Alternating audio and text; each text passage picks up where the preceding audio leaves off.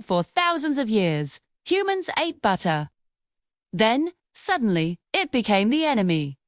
History was not normal. For most of human civilization, butter was just food.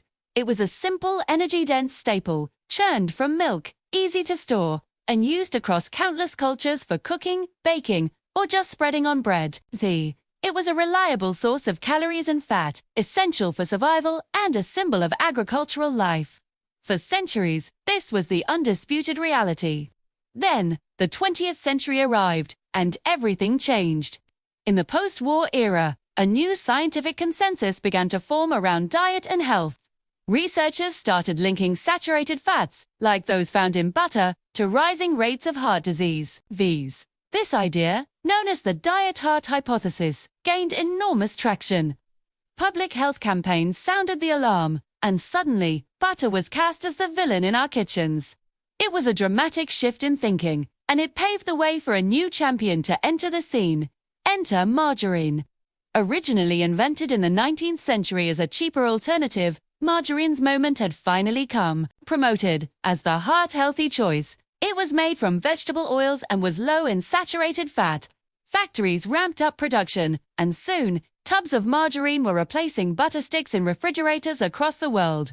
It was seen as a triumph of modern food science over outdated tradition.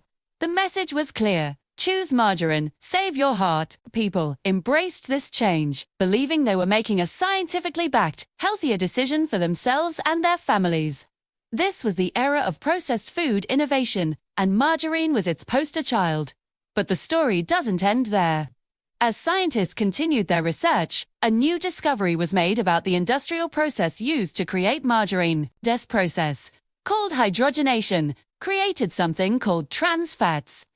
Decades later, studies began to show that these man-made trans fats were even more problematic for heart health than the saturated fats they were designed to replace.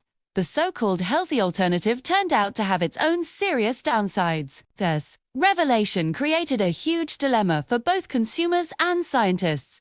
The solution had become part of the problem. Faced with this mounting evidence, public health policy had to pivot once again.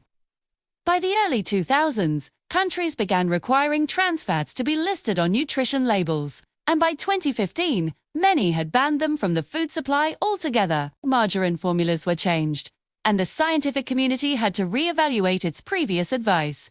Nutrition science had evolved. This story isn't about declaring butter good and margarine evil, or vice versa. It's a powerful example of how scientific understanding is a journey, not a destination.